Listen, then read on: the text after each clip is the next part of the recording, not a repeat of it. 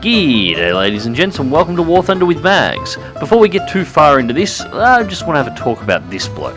So, mate, not only are you such a piss poor pilot that you managed to crash a Chaika on takeoff, a plane that has so much lift that a stiff breeze will get it off the ground, but then you decide to open fire on your own spawn point to try and kill anybody else who spawns in because you don't get to fly. You know, I've said it before in past videos, and I'm going to say it again here. You're really lucky nobody was around to record that and potentially upload it to YouTube. You could wind up with a really bad reputation for it. So, anyways, where was I? Oh yeah. G'day ladies and gents, and welcome to War Thunder with Mags, and welcome aboard the I-301. Now, I know what you're about to ask. Mags, what the hell was up with that intro, and why the hell are you flying this plane? Well, it's actually quite simple. Now, I spoke about this the other day in regards to my realistic battles and how I was getting a little tired of doing the same thing over and over again. So I've been going back through my videos, trying to work out things that I haven't done. And one thing I realized is in the last 12 months, what I haven't done is Russia. If I go backwards through my channel, starting from my last upload before this one, and go back, it takes nearly 3 months before I get to my first Russian aircraft, and that's the MiG-17. Back when it was very first added at the start of patch 1.53. So that's the first time I get an encounter. That's 2.5 months ago, in that sort of an area. Then I've got to go back 9 months till I get to the Yak-9M. That's the first prop that shows up on the channel, but that wasn't actually so much of an aircraft combat review. It was looking at the Yak-9M's capability to bomb targets, because, you know, that's what it does.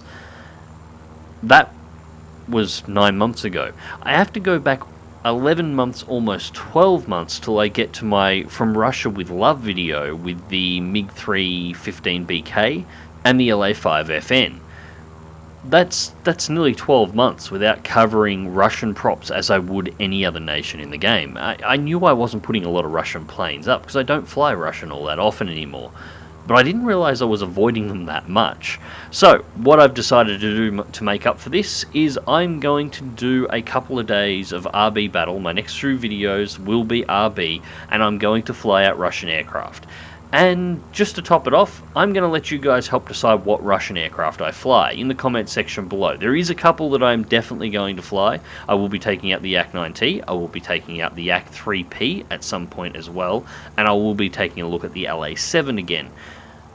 However, I'm going to leave the rest up to you. You guys are going to decide what I'm flying, and I'm starting all of this off with a plane that I panned as being overpowered and broken when it was first added to the game, the I-301. So the I-301 has had a few changes since the last time that I actually looked at it. It's still got the same prop hub mounted 23mm cannon, it's still got 2 12.7s, and it's still got 2 7.62mm machine guns, which is a phenomenal amount of firepower for a Era 1 aircraft. However, it is now battle rating 2.7. When it was first added to the game, it was only battle rating 2.3.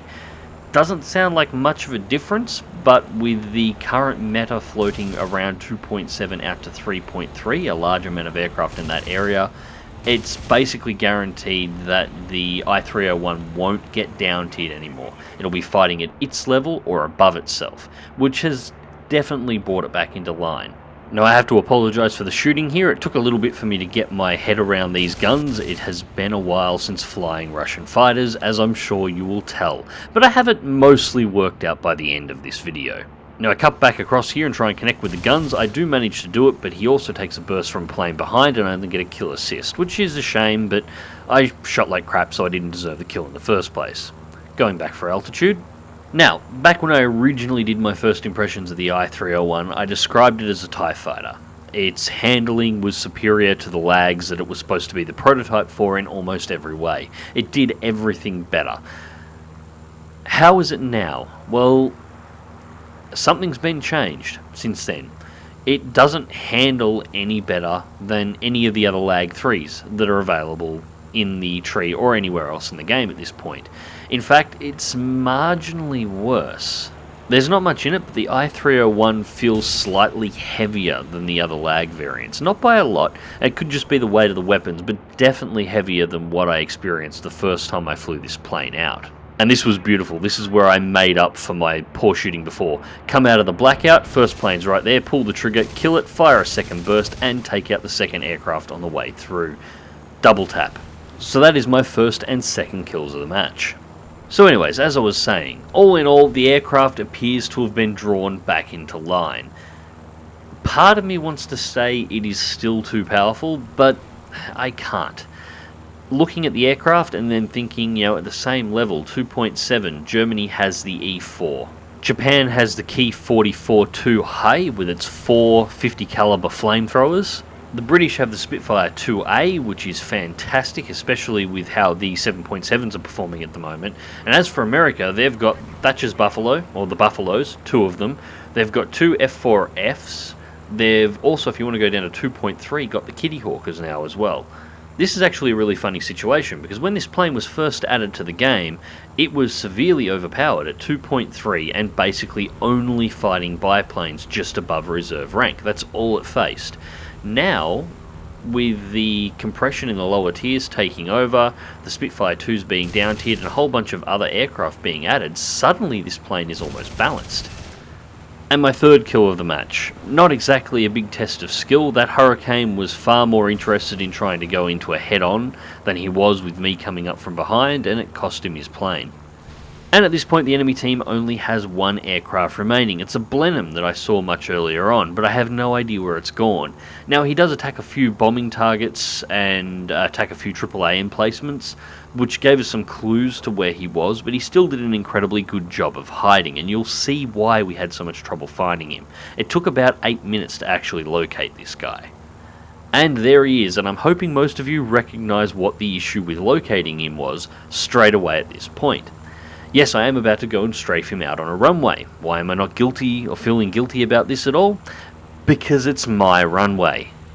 I'm not sure whether or not this Blenheim pilot thought this was arcade and he was trying to cap, or whether or not he heard about the old simulation scumbag trick of landing a bomber on your enemy's runway and then using your turrets to shoot them down when they spawn or attempt to return or land, which option he was going for here, but he has decided to clear all of the AAA around the Russian base and then land in the middle of the Russian runway on this alternate history map in the middle of Berlin. That only works in sim and you can't cap in realistic. So we drill him full of holes on the way past, set him on fire, and he explodes, and that becomes my 4th kill of the match. And this also ranks amongst one of the most unique kills I've ever had. In all my years of playing War Thunder, I have never seen anybody do that on this map. I've seen people try and cap runways before. Arcade pilots mostly, that don't quite understand the rules of realistic, but never before have I seen a pilot, especially at this level, go to the effort of clearing all the AAA around an enemy base before they landed on the base and then sit there. I have absolutely no idea what to say to that, so let's just flick through to the results.